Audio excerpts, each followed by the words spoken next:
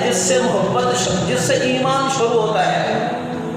بات سمجھیں، حضور کی محبت ایمان کا حصہ ہے، اور وہ ایمان کا وہ حصہ جہاں سے ایمان شروع ہوتا ہے. اور اگر جو راستہ جہاں سے شروع ہو، جو چیز وہاں سے شروع ہو، وہ شروع والی ہی چیز موجود نہ ہو تو آگے کا سفر نہیں ہوتا. تو اللہ تبارک و تعالیٰ نے ایمان کے لیے شرط فرما دی کہ ان کنتم تحبون اللہ، اللہ سے محبت کرنا چاہتے ہو، اللہ کے بننا چاہتے ہو، اللہ کی جنت لینا چاہتے ہو، فاتبعونی، میرے نبی کی اطاعت کرو، یحببکم اللہ، اللہ خود تم سے محبت کریں گے. تو ہمارے ایمان کا حصہ ہے کہ اللہ کے حبیب صلی اللہ علیہ وسلم سے محبت کی جائے. لہذا ہمیں اس محبت کا تقاضا ہے. حضور کی دستار سے بھی محبت ہے، حضور کی داڑھی مبارک سے بھی محبت ہے، حضور کی نالین مبارک کو اپنی پیشانی یا سینے پہ لگانا ہم اپنی عقیدت اور محبت کے اظہار کا اعلیٰ درجہ سمجھتے ہیں. تو جو اعمال حضور کی زندگی سے نکلے ہیں ان اعمال سے محبت ایمان نہیں ہے. تو اللہ کے حبیب صلی اللہ علیہ وسلم نے خوشی منانے کے بھی طریقے بتائے ہیں، غمی منانے کے بھی طریقے بتائے ہیں. خوشی میں لمٹ سے زیادہ جانے کے بھی منع فرمایا، غمی میں لمٹ کراس کرنے سے منع فرمایا. حضور نے فرمایا من ضرب الخدود وشق الجیوب فلیس منا، کوئی اپنے غم اور دکھ میں اپنے چہروں کو پیٹ رہا ہے، منہ پہ مار رہا ہے، سینوں کو چیر رہا ہے، فلیس منا، وہ ہمیں سے نہیں. غم ہوتا ہے بیٹا چلا گیا، بیوی چلی گئی، والدین چلے گئے، غم ہوتا ہے، دکھ سے انکار نہیں، آنسو بہانے سے انکار نہیں، رونے سے انکار نہیں، فطرت کا تقاضا ہے. حضرت ابراہیم رضی اللہ تعالیٰ 10 ہجری کا واقعہ ہے. حضور صلی اللہ علیہ وسلم کی عمر 60 سال کے قریب پہنچ چکی، بلکہ 60 سے اوپر ہو گئی. ایک اللہ نے بیٹا دیا، 2 سال کا بیٹا ہے.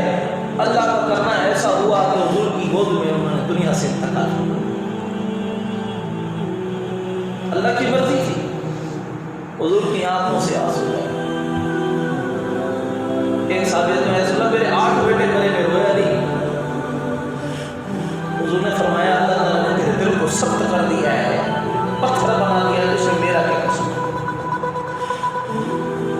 دکھ پر رونے کی اجازت ہے، لیکن اتنا آگے بڑھ جانا کہ اللہ سے شکایت، اے اللہ اب کچھ چیزیں ہیں، یا اللہ تجھے اس کو لے کر تجھے کیا ملا، اس جوان کو تو نے لے کر کیا کر لیا، تجھے کون سا کمی تھی، تو نے کون سی ہماری نعوذ باللہ دشمنی نکالی. اس طرح کے الفاظ انسان کی ایمان کی جڑیں کاٹ دیتے ہیں.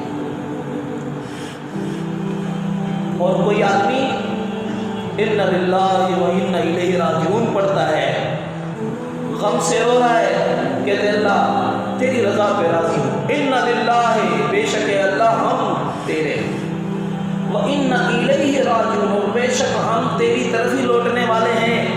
آج یہ تو نے میرا لاڈلا دے دیا، میں راضی ہوں. زبان سے یہ کہہ رہا دل دکھی ہے. تو اللہ کا حدیث میں آتا ہے جب یہ فرشتے باہر کھڑے انتظار کر دیکھ رہے ہوتے ہیں، جب یہ فرشتے جب چاہتے ہیں روح لے کر چلے جاتے ہیں، اور پھر اللہ پوچھتے کہ کیا ہوا، کہ اللہ تیرا بندہ بڑا غمگین تھا. کیا اس کے تاثرات تھے؟ اللہ غمگین تھا لیکن اس سے راضی تھا. اللہ تبارک و تعالیٰ اس کے روح کو کہتے ہیں، فرشتوں کو گواہ بنا کر کہتے ہیں تم گواہ رہو، قد بدل اللہ سیئاتکم من الحسنات، کہ جس کا مفہوم ہے کہ ہم نے اس کے گناہوں کو نیکیوں میں بدل دیا، اس کی بخشش کر دی، اس کے صبر کر دی. اسی طرح خوشی بھی ہے، خوشی بھی ہمارے پاس لمٹ ہے. کس طریقے سے خوشیاں ہوتی ہیں؟ بعض شادیوں میں اس قدر خوشیاں، کوئی ہوائی فائرنگ کر رہے ہوتے ہیں، کوئی پٹاخے بجا رہے ہوتے ہیں، کوئی تیز آواز میں کوئی گانے بجانے کر رہے ہوتے ہیں، پڑوس میں دل کا مریض ہے، کوئی بوڑھے ہیں، ان چیزوں کا خیال نہیں. اسلام کہتا ہے خوشی کی لمٹ میں ہو. یہ تو دوسری شادیوں کی خوشیاں تھیں. اور اگر خدا نہ خواستہ کوئی اسلامی خوشی آ جائے تو ہم سمجھتے ہیں کہ بس اب اسلام کا نام آ گیا ہے، اب ہر چیز جائز ہو گئی ہے. ایسا نہیں ہے. حضور صلی اللہ علیہ وسلم کے آنے کی سب کو خوشی ہونی چاہیے، لیکن صحابہ اہل بیت اور بعد کے لوگ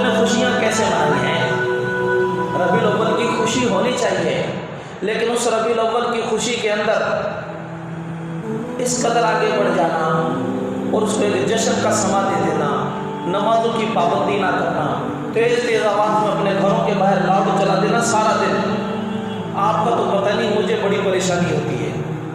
कुदरती तौर पर मेरा घर जो है रोड के बराबर में एक चौक के करीब है, बड़े बड़े स्पीकर लोग लगा देते हैं और इश्क़ रसूल का इजहार कर रहे होते हैं, लेकिन उधर तो इश्क़ रसूल का इजहार है नहीं, सुनना है खुद सुनो।